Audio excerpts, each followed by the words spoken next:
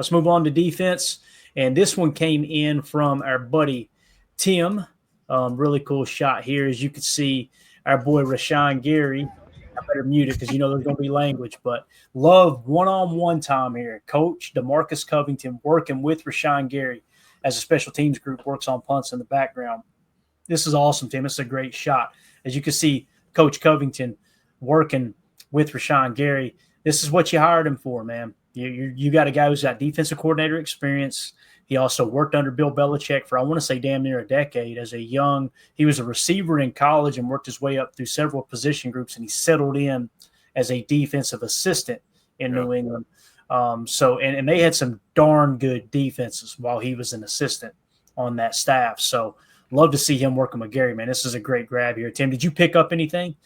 Just being that close to him. Obviously, don't give out the secret recipe here, but what did it feel like there? Just the dynamic between Rashawn and Coach Covington it stood out to me right away. You can tell they've got a good connection and a good rapport, which is good because, Coach Covington is new. This is his first year with us. Rashawn's been here for a while. It almost makes me kind of think that maybe he pulled Rashawn to the side, during mini camp or OTAs or something and said, hey, you're my guy. I need you to be a leader. I need you to step up. And I think he's kind of taken him under his wing.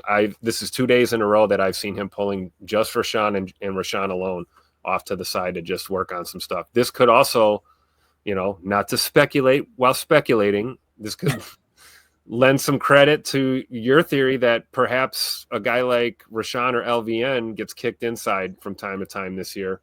And they're trying to mix things up. So, maybe Coach Covington's working with him on just some different technique and stuff like that. But I have seen a lot of one-on-one time these past couple of days with those two. Yeah. It's funny you mentioned that because you shared this clip too. Yeah. And notice my favorite thing I shot all day right here. Notice the second rep. I'm going to try to go full screen if I can. All right. Notice the second rep, Jacob. See if you see who lines up with who right here. Not this one, but the next one as they're getting the dummy set up. All right, we're good. Look at the two guys that line up together right here. Kenny Clark and Rashawn Gary. Yep. And that's Gary on his other shoulder there. Tim, as you were talking, part of me is just like, I'm telling you, last year, guys, Gary, I think he had 26 or 27 snaps at 3-tech. Okay. So they kicked him inside a little bit. And there were people that was kind of making fun of NFL Network because on the top 100, they had him listed as a defensive tackle. They said defensive tackle. And they said he moved to defensive tackle. Everybody's laughing. I'm going, actually, guys, it trended a little more in that direction than it has in the past. Now, you went from a 34 to a 4-3, so it's going to be a little more natural as opposed to going from outside linebacker pass rusher in a 34 jam front to a 4-3 defensive end where you're playing more 4-tech and 4-eye from time to time. If you're Remember, we've heard Coach Covington say we want to mix in some 3-4 looks, right? Yep. So could that be part of the plan too? They mix in that 34 look with Rashawn and that tech? That was what they did in New England. Mm-hmm. If I had to put money on it, Tim, I would say we're not going to play any 34 or very minimal 34. But in New England, that's what Bill Belichick did for so long is what they called a multiple hybrid front. They would go from a 4-3 to a 3-4 constantly. But, Jacob, what do you think about that thought, man? Do you think there's a chance that Gary ends up inside next to Kenny from time to time? I mean, maybe that 26 snaps at defensive tackle for Rashawn Gary last year, maybe it jumps to 40 or 50. What do you think, man? Honestly, I don't. I think that if there was going to be an edge / defensive end player that was going to move a little more inside, I would push more towards LVN getting those snaps just because of his overall stature and the pure power that he seems to have. I do think that it's not going to be, man, Stackhouse is big. I'm just seeing him run past. He's a big dude.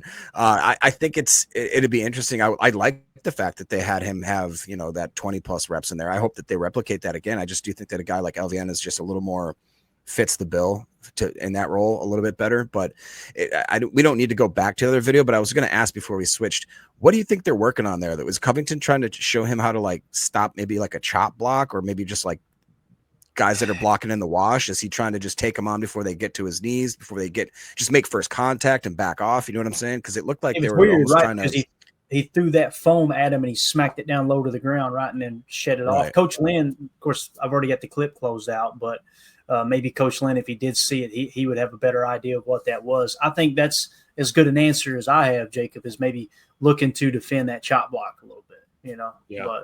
But, so Coach Lynn said, "What's up, fellas? Sorry I'm late." Coach, see, when you're not in here, dude, the whole damn thing falls apart. Bud, appreciate you. Jeez, nah, welcome in, man. Appreciate you swinging through. Make sure you guys go to the Patreon too if you want to see this exact video full in its unedited form, and you can hear Rashawn Gary's vocal leadership on full display. Make sure you check us out on Patreon. It's up there. Put the kids to bed, though, right, Tim? You never know That's what right. you might hear. That's right. There's some choice language in there. It's grown men working, you know. Yeah, Jacob, I'm sorry I don't have a better answer for you there, though, man, because I was thinking the same thing. It's like, what is that? What are they actually working on there? So, anyway, but yeah, so you're right, though, man. Listen, we got some big old boys on that defensive front. And Brenton Cox Jr. right now, he's the one closest right here to the screen, right? Dude, he looks like he's thickened up again. I'm telling you, man, this is the year I think Brenton Cox Jr. passes up Kingsley Enagbare, me personally. And I'd hate to see it, but if one of those top edge rushers go down and they miss significant time during the year, I feel pretty darn good about Brenton Cox Jr. stepping in there and playing ball, man. I really do. So Deadfish says on 3rd and long, I'm looking for LVN and Gary inside, Cox and Sorrell on the outside or something like that. If Kenny plays at the level he did last year, Deadfish, and we then know, okay, it wasn't the foot injury. He's just kind of coming down the stretch here, getting, over 30 years old now, and him playing over 10 years in the league, coming in the league so young. I would be okay with that. But if Kenny can return to kind of old Kenny form, I would much rather see it be Kenny Clark in the middle, right? LVN and Brenton Cox Jr. on the outside, and then maybe Gary lining up with Kenny. I would rather see that rather than LVN and Gary in the middle and take Kenny off the field. But again, time will tell if Father Time is catching up with Kenny. I know this, Tim, you have mentioned this in the tweet. Edgerrin Cooper out there working with the edge defenders too, right? Cool, man. Yeah. You seen him line up. So they actually had him doing some pass rush drills here. Is that what it was? I caught it just on my way out of the stands because I rarely sit in the stands at Ray Nitschke Field. I'm usually by that fence that you guys see in the background, trying to get some of those shots that you were seeing. But I caught this out of the corner of my eye when I was stepping out of the bleachers. I said, oh, look at here. We got Edge Cooper working with the edge guys. You can see it's kind of a new for this year. You see they have it looks like either the pass rush lanes or those might even be the technique assignments. They have it painted on the field there. There's also some target points for like maintaining the edge sort of scenario. So they had Cooper over there running on some of those edge rush drills with Coach Covington and Coach Ogabasi over there. So I just thought that was interesting. Kind of caught my eye. Yeah, and as Holmes says here, Jacob, Gary looks much thicker than young Frosty there, and Cooper put on 20 pounds this offseason. So the 20 pounds, obviously, it could be multifaceted, right? We talked about how most mock linebackers were somewhere between 6'2" and 6'4", 240 pounds. That was kind of the ideal weight. So when you heard he blimped up to 240, you think maybe we're going to kick him the mock overall. But also, it didn't really cross my mind like, hey, maybe we will rush the passer with him a little bit more, which he was effective at 220 last year. But what do you think about Cooper working with the edge defenders here, man? This is probably more about that A-gap mug and that blitz, right? Those scrapes that we ran last year. Yeah, for sure. But a part of me can't help but fantasize about if we're throwing some kind of Micah Parsons stuff going in there. Well, all of a sudden, like, we realize that he is a really good edge defender / just pass rusher / blitzer and just in general. I really do think that we didn't see that from him a lot last year, but in the small doses that we did, just like everything else Cooper did, he made it look easy and he made it look effortless. And if there is a part of that, I mean, man, I'm getting really too excited here because we think about all these different parts and components, much like the offense when you're like, well, who are they going to stop? If Reed's on all cylinders, Watson, but same thing on defense. If these guys take a step, like I know that we've been talking about guys like LVN and Gary moving inside. I'm not giving up on Devontae Wyatt, and what he does is he takes a progression. So that's the person we didn't even mention. Didn't even mention him. That's your best pass rusher on the interior. It's just crazy. So I was trying to keep the conversation around why would we take Kenny off the field, but Devontae's going to be our top pass rushing defensive tackle. That's a great point. I'm glad you brought that up, man.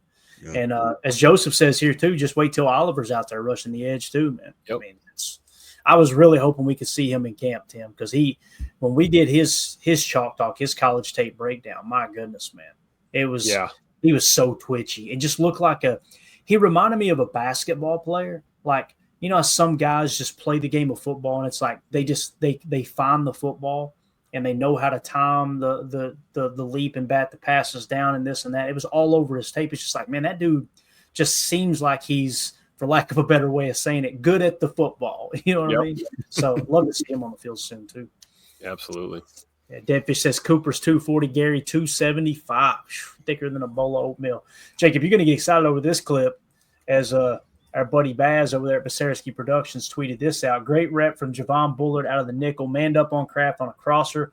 Bull struggled with this a bit last year. Big year two in store, man. Everybody has kind of written Bullard off, you know. We seen Evan Williams take that safety job from him, and then we seen Bullard play a little bit better in the slot than he did safety. What if Bullard comes out this year and he's the player that we thought he was when we got excited about him being drafted, Jake? That'd be awesome, man. Yeah, this has become personal with me because I can tell Ryan is not a fan of Bullard. Ryan does not like Bullard. He's beating him down in the dirt pretty hard. So I always have, you know, you guys, I always got my guys, my late round guys. Ryan's always been that way. I've worked around Ryan or helped, you know, around the podcast for many, many years now. So I need this one. He got Zach Tom. He nailed a bunch of them. I got to have Bullard make a comeback here in year two so I can hold my head high and have some bragging rights. But no, all jokes aside, I really am not ready to give up on him. I mean, he's that second-round draft pick, absolute stud out of Georgia. The guy's just, he looks like a baller. Maybe the game was a little too much, and I really do think that there's a lot of credence in what Emilio talked about, how the guy was constantly being put in positions that he was not training for previously in that week, and he wasn't ever able to settle down and really find what his niche was in this team. I hope that Hafley has understood that, hey, we got to find, much like I think with like Isaiah, was it Simmons? Yeah.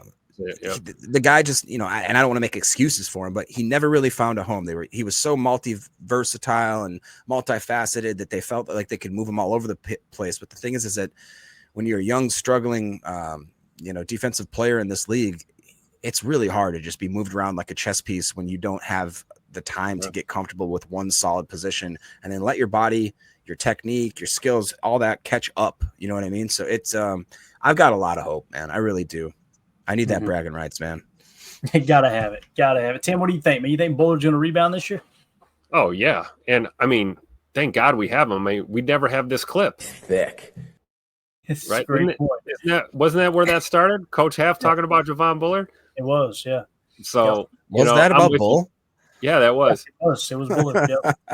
Yep. So I'm with you, Jacob, man. I agree. I'm not down on Javon Bullard. I'm ready to see another year and see what the progress looks like with him. And to your point about guys getting mixed and matched a lot of times, you know, I'm not going to talk or speak ill of coaching or coaches or coaching staffs, but there are times when, you know, staffs inherit a player and they don't know what the hell to do with them. And then the player ends up suffering, and it's not the coach's fault necessarily. It could be scheme. It could be situation. You could run into a crowded room, whatever.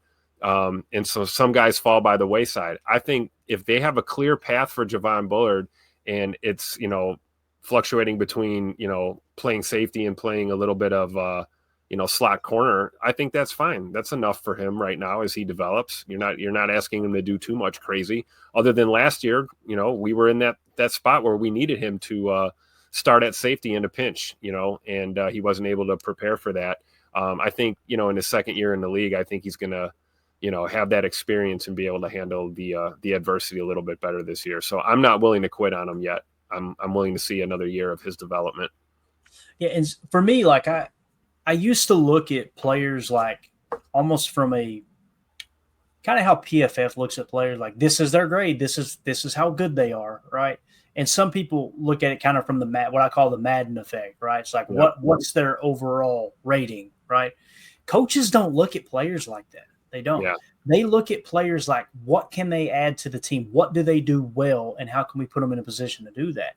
And I think that's what Hafley did with Bullard last year.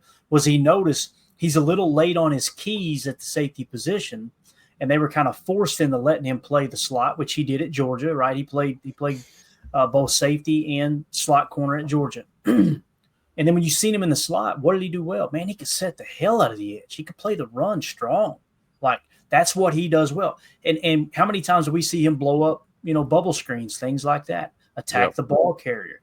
So that's why I want to see him stay in the slot. And that's why I kind of am anticipating him not starting, because if Hobbs is going to be your starting slot corner, but we know, man, we're one injury away from Hobbs having to play predominantly outside and Bullard's back in the slot. I just don't think they're going to want to have a second-round pick on the bench for sure. So Dan Mullen with the super chat. Thank you, buddy. He says, not looking forward to Wilkins joining the Lions. Not announced, but it's going to happen. So that's a great point, Dan, which kind of makes you think, why would the Raiders just cut him outright and not try to trade him to a team like the Lions, who have just been decimated at defensive tackle with injuries this training camp, this early training camp? But if you guys don't know what he's talking about, Christian Wilkins was let go by the Raiders. You guys know he was like the top defensive tackle free agent a couple years ago. So I went and checked, just pulled the PFF numbers, and it's not everything, but 74.7 PFF grade. He was the 21st highest graded defensive tackle. And his run defense grade, 80.2. He was the third best run defending defensive tackle, according to PFF. His pass rush grade, 66.9, which isn't horrible, right? Not bad, really. It's kind of above average. So, thank you for the super chat, Dan. Appreciate you, buddy. I hate to agree with you there, but I'm going to have to. That seems like that'd be right down Detroit's alley right there, boys, to go sign him, which you'll notice they keep making these kind of signings, like what they did with Zadarius Smith, and it's easy to go see he's not on the roster anymore. Yeah, but that could have been cap that was rolled over into the next year. That he obviously wasn't a part of your future plans. That stuff starts to add up. I don't think could be Zadarius Smith just playing for a new team every season. Exactly. But I don't his think way around the league. I don't think Christian Wilkins is going to come in and play for a minimum either. That's going to cost him a chunk of change. So hopefully that does not happen. As I think it was, Caldwell Corner mentioned it earlier. Raiders released Christian Wilkins, 29 years old, big defensive tackle. We got the money. What do you think about that possibility of bringing him in? I would be okay with it. However, if you're looking for a three-tech of the future, him being 29 years old, there you go. What do you think about this? Yeah, Deadfish said last offseason, Wilkins signed a 4-year, $110 million deal with $84.75 million guaranteed with Vegas. Now, that $84 million guaranteed, Deadfish, I guarantee you that was not guaranteed. I guarantee you that was not actual. That's what you call practical, right? That if he makes the roster, he's guaranteed that money type thing. We'd have to go look at the actual structure of the contract. So that's where the guarantee gets a little bit cloudy, and we try to specify signing bonus to other guarantees. But yeah, listen, do I hope they would sign him? There's a reason the Raiders let him go, and we do know they have been a bad organization. However, he's 29 years old, So now you're going to have Kenny, $30 million against the cap next year. You bring in Christian Wilkins. Let's say that number is $20 million against the cap, right? Well, now you got $50 million tied up into two players that are both 30 years old. I don't know how that would work. And we do have the cap space this year now, and then maybe that's what Caldwell's talking about there.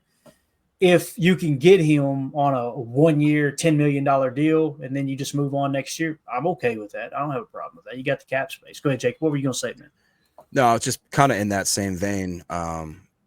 Just because of the fact that I was going to say Oakland, that Vegas, the Raiders pipeline to Green Bay seems paved a million times over, like with Bisaccia, with Hobbs, with Jacobs, with that's a good point. Who went over there from We've us? had Jordy Nelson go out there. We've had James Jordy Jones Nelson, go out there. Devontae Adams went there. I will say this though. Yeah. We also had Stokes go there. Yeah. If you're trying to draw a parallel there, though, Jacob, I feel like the Keyshawn Nixon and the Nate Hobbs thing, there were ties to Bisaccia.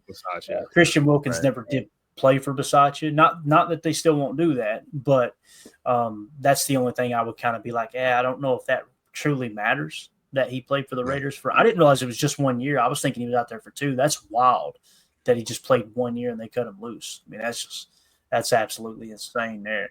But speaking of Nate Hobbs, Baz over at Basarsky Productions tweeted this out. Great rep by the Packers cornerback Nate Hobbs breaks on the speed out from Wicks perfectly. So you got Hobbs is starting to – he continues to kind of turn heads a little bit, man. I want to say at the end here we'll have another tweet where they actually talked about a pass breakup he had a little later in practice as well. Tim, did you get a vibe from Nate Hobbs in terms of at practice? And I've got a soundbite we'll play from the locker room here. Oh, we got the BTA live on PTA soundbite. Let's just go to it. Let's go. We're going to have to create this as a drop, guys. Jacob, you're going to love this. So this is what Nate Hobbs said. And if you got kids in the room, get them out of the room, all right? He said, and this was at Hog NFL tweeted it out, so shout out to him. Said, I'm running around with a pack of dogs, belt to ass. So here we go. Let's hear it. The rest of the defense, I think I'm running around with a pack of dogs. We run to the ball. We try and get the ball out. We try and belt to ass. BTA. You know what I'm saying? The rest of the defense, I think I'm running around with a pack of dogs. We run to the ball. We try and get the ball out. We try and belt to ass. BTA. So what we need to do is we need to clip that and tell everybody that he actually said belt to ass PTA. Okay, that's actually what he said. There you go. Hey, shout out to Nate Hobbs, too. He took some time this morning, stopped and said hello on his way into practice. He didn't have to do that. Good dude, man. It's my understanding, if people were right on X, they said the reason him and Carrington were working out together is they've known each other since high school, or he's known Carrington since Carrington was in high school or something. He's known Carrington since Carrington was 16 years old, I believe. That's awesome, man. Yep. Worked out at the same facility together. Jacob, we talk about all the time, and we're building a team, not collecting talent, man. There's always some kind of tie in there for sure, dude. So love to see it. Nate Hobbs has impressed me. To me, he brings a little bit of an edge. People will probably take this the wrong way. I don't really care, to be honest with you. But you know who he reminds me of as a person, as a human being? Just his persona, the way he carries himself? Tupac. Yeah, Tupac just had this aura about him, like, I don't care what anybody thinks. And he's just got this little – yeah, our guys better wake up with their piss hot, like I said before. So. Not Tupac LaFleur, Tim. I'm talking about the real Tupac. Okay, so just, I don't know. There's a little bit of an edge to him, you know? Like Keyshawn has got a little bit of an edge, but then he's got that funny personality in the back. Nate Hobbs seems like he's going to bring a little bit of intensity, and I think that's good for that room because we've had Ja dancing around, doing all the everything, bringing that type of energy. I think Nate Hobbs is going to toughen up this defense a little bit. What do y'all think about that? Go ahead, yeah, I actually watched this interview. It was the only thing I got to listen to on the way from work to home. And when I heard that, I was like, oh, Tim's going to clip that. He's going to clip that so hard. I really did like the way that just his mentality, like you said, Clayton, he just seems to have a really good energy about him. They asked him, they're like, how do you like Green Bay? He's like, Green Bay's Green Bay, man. He's like, it forces you to get in the playbook. And I love that. He basically said like, yeah, he loves the fans. He loves the aura. He loves the vibe, and he's here to play football. And that's what I appreciate about him. And it sounds like that he actually performed pretty decent on the perimeter. Coach Lynn is saying that. I saw other people in the chat saying that. I even did hear. I listened to the Coach LaFleur interview as well, and he had nothing but good things to say. And obviously, Coach is going to put a little fluff, but lately he doesn't do much fluff. He's a little more. Two-pack LaFleur, so it's encouraging to say the least that he's actually showing up. And I was just going to bring it up, so I'm glad you brought there. Me and Tim's guy Omar Brown, love that. Yeah, definitely. Tim, I seen another video I missed from you earlier. We'll have to put that up here in a second, and we'll kind of round it out with that. That's awesome. Shot of Stackhouse there. So I just thought we'd mention this since we were talking Nate Hobbs. Matt Schneidman had tweeted out, defense dominates the 2-minute period. Nate Hobbs pass breakup on an out intended for Wicks to win versus the ones. Then Ballantyne, my boy, interception on Isaiah Simmons' tipped Willis pass. So Malik Willis, where's AFAM? AFAM, you ready to cut Willis now? To win for the twos. Omar Brown, INT of Elgersma down the middle to win for the three. So the defense dominated. It sounds like the offense was doing some push-ups today, but, hey, that's exciting right there, man. That really is. To see, like I said, Hobbs dominating versus the ones, Ballantyne dominating versus the twos. That's what you want to hear, man, because that seemed to be one of the big concerns this year is what's this DB room going to look like. So it's how you work your way up, right? Mm-hmm. A guy like Omar Brown looking good against, Taylor Elgersma with the threes, that's going to get him some reps with the twos. And if you shine with the twos, you might mess around, find yourself running around with the ones and getting opportunities there as well. This is why camp is it's the best time of year. It really is. You get to see your team being born. You get to see the formulation of, what your team for this season is going to be. And, seeing these guys come up like this is just so fun to see. Yeah, definitely. Training camp is a great time of year, man. And listen, if you're seeing people on your timeline be negative about what's going on in training camp, mute them. Yeah. This is the time of year that everybody should be optimistic. Everybody should be excited about football being back, man. Don't let them drag you down, dude. Life is too short to be miserable, man. I had somebody climb into mentions earlier, Tim. I think you seen that exchange, didn't you? Oh, yeah. Yeah. Bye. Bye, Felicia. Yeah. I hadn't even blocked him yet, but it's coming. I can't even remember what I said, but it was just a smart aleck comment. It just they're miserable, man. They're absolutely miserable. I think I'd put a tweet out is what it was on Brian Gutekunst. And, I said, let me find it here real quick. Gutekunst? Yeah, I said. Nice. Nailed it. I said, Packers GM on Christian Watson. He's a freak. He did a run test the other day and looked great. It's an ACL, so we're going to take our time with him, but he's pressing to get out there, right? So I said Packers GM because I ran out of characters on the tweet. Right, yeah. So I had to jam it in there. You know who the Packers GM is. Have you tried to type out Brian Gutekunst on tweet? Yeah, bruh, relax. So some knucklehead said, "I like how you called him the Packers GM instead of his actual name, LMAO. Like what?" And I just ran out of characters. Yeah, poopy. That's all. You should have just told him to sit your butt outside. That's the type of people you run into. Is like. If the only time I hear from you on social media or in the YouTube comments is when you're trying to dunk on somebody, you're a troll. You're not contributing. You're not wanting to have a conversation. You're not wanting to talk ball. You just want to be a troll. I don't. Why would I?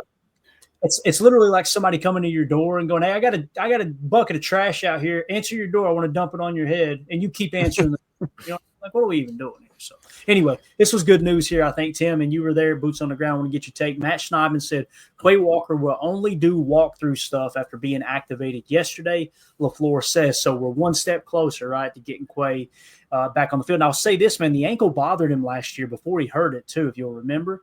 Yep. That clean out, maybe this changes everything, dude. What do you think? It could be. And I actually got a chance to speak with him. He had a brief moment to himself at practice today and talked to me for about a minute. And I asked him how the ankle was. He said he feels good. It's just a process that he's got to go through right now. Heavily taped up, obviously. But the thing that I did notice is, today he was just doing walkthrough rehab work with the training staff. But Quay was engaged with the defense the entire time. So they'd be 20, 30 yards downfield, running with the ones, working on 2-minute drill. And Quay was engaged, in his spot behind that line, still diagnosing the play, understanding what they were running. So he's focused and committed. So I think you're right, man. After this little cleanup surgery and, full recovery from that, he was in a walking boot not too long ago and on a little scooter not too long ago. So to see him out there with a helmet on and, the ankles taped up and he's out there running a little bit, moving around a little bit, that's a good sign this point of the year. For sure. Yeah. Matt says they said about a week and Quay will be able to go. That'd be great. Go ahead, Jake. No, sorry, I didn't mean to interrupt. Yesterday we saw a video of Scoot running around. I don't mean to change the subject, but it just was in my head. Is it? I don't want to jinx it. I know, Ryan's called people out for this, and he just looks so far along. He's riding a bike. You know what I mean? He's riding a bike and he's riding it well. And because Tim won't brag about it, Scoot went out of his way, changed a little direction, went past Tim, gave him a little dab. We got a picture of it, photo evidence. So basically remembered Tim from the year before. So I'm telling you guys may not understand that Tim is our actual on the field sideline guy, and he's making actual inroads with these players. It's actually really, really impressive, and I'm just proud of him. So congrats. Quay and Scoot are my guys. I met them both their rookie year, and I think that's kind of how we kind of formed a little bit of a friendship or a bond when you run into each other out there. This is the one here. Shout out to NBC 26 that got this. Right there. That's our boy Tim. Look at Tim in the shot. My man. Love it. Here's a guy. That's actually the tweet that the smartass commented on too, and I had to slap him down. So that was Anyway, 2 for 1 there. I love this one, man. I don't know how I missed it earlier, Tim, since we were still talking defense there. And Jacob, you're going to love this. Oh, yeah. Look at Stackhouse. Turn the sound up on this one, man. Come on. Let it ride. No language, right? No language. God, he's big. I don't think so. No. Here we go. Look at Stackhouse, dude. Oh. Look at his calves, bro. Them's are tree trunks. Oh, wow. Oh, my God. Could you imagine lining up with that, dude? Oh, That's a big man. and that shot is awesome, by the way, man. What an awesome This is shot. perfect. Yeah, let's go back one more time. Let's stack off the ball here. Jeez. Yeah, I would hate to line up across from him. It's insane. You notice that, too. That's Coach Ogabasi, or VO, as they call him. He will make them start if they mess up one rep, or if their toe is wrong, or they've got their hand placement wrong. He's reloading them and make them go again. There isn't none of this rotate to the back of the line. He's making them start over every time until they grasp the concept. Yeah. And this started, like I said, yesterday, day 1, minute 1. It was this type of execution and intensity, and it's only going to get more intense as we go through camp. So really cool to see. The thing about Stackhouse too is like he's not fat. I expected him to be a little more Gilbert Brownish. He's just, I mean, that dude he's trimmed down too, dude. He's cut up pretty good to be a big boy like that. Go ahead, Jake. I was just gonna say, dude, literally. So if you can put play, watch how he just drops down to his stance. That's not a fat man doing that. That is an agile. Look, you see what I'm saying? Yeah, real quick. Like very quick, and he's ready. You see him just. I'm really excited about him, dude. I expect him to make this team. I do. I think that'd be my UDFA for sure to make this team. I just love the way that he looks. He looks like he's hungry, man. Get him. It just hit me. Didn't Stackhouse play with Wyatt at Georgia? Am I thinking right? Yeah, Brinson, Stackhouse, and Wyatt. Yeah, they won. They got a gang of Bulldogs over there in that room. Stackhouse won 2 natties. I think Wyatt won one of those two with him, if I remember correctly. And then you got Quay too, right? Quay was on those teams. Yep. Yeah, pretty cool, man. Well, Georgia Bulldog connection. That's a great shot, though, Tim. Appreciate you putting that up there.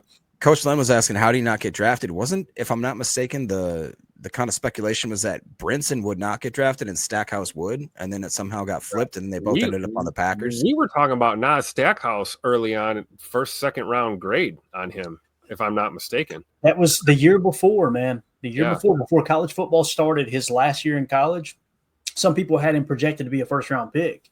Yeah. And the only thing I can come up with is the narcolepsy. That's it, man. And that's not to knock him. That's not to be inconsiderate, but that's the only thing that might have. That was Brinson. Brinson had narcolepsy? No, it's Stackhouse. Yeah. I thought it was Stackhouse. Are you sure? Yeah. All right, Chad, fact checked us. I'll check. Somebody said, "Oh, here, maybe Holmes was maybe I'm the idiot boy." He says he has sleep apnea. I don't think it was sleep apnea. Let me see here. Let me make sure he's got narcolepsy. Maybe it was just sleep apnea. Georgia football's Nazir Stackhouse and his long struggle with diagnosed with narcolepsy during his first year at Georgia. Yeah, I've got sleep apnea because I got 3 chins. All right, I got a mask that I never wear. All right, so it's narcolepsy is literally it's kind of a big deal. Like you can just fall asleep driving, no reason, just you're out. Right, that's crazy. And maybe they do have some kind of game day medication to help with that. I don't know, but. Nonetheless, Rob Demovsky kind of summed up the whole practice here. So that's it for day 2 of practice. The highlights: the defense dominated the 2-minute drill. Nate Hobbs with a 3rd down pass breakup. Carrington Valentine's INT off a tip. Malik Willis pass by Isaiah Simmons. Omar Brown had an interception versus Taylor Elgersma, and it lasted 1 hour and 54 minutes. They usually shoot for about an hour and a half, don't they, Tim? So that one went over a little bit, sounds like. So got some extra work. Definitely. They started a little late yesterday and got about 95 minutes in or something like that. So today was a little bit more on time, and they went a little bit longer. And you know how that's all the NFLPA and the CBA and everything, what they're allowed to do. But I'm sure we'll see some longer practices here later on. And we got 32 Joe Rogans in the chat giving us the cure for narcolepsy. And I was going to say. Every one of them are illegal, guys. Calm down, all right? This is a family show here. I don't know. I'm not a doctor. All right, let's talk about the last topic of the day. What's that, Jacob? I said if you need a hookup, I'd call Affen's mom. There you go. All right. She's got it all.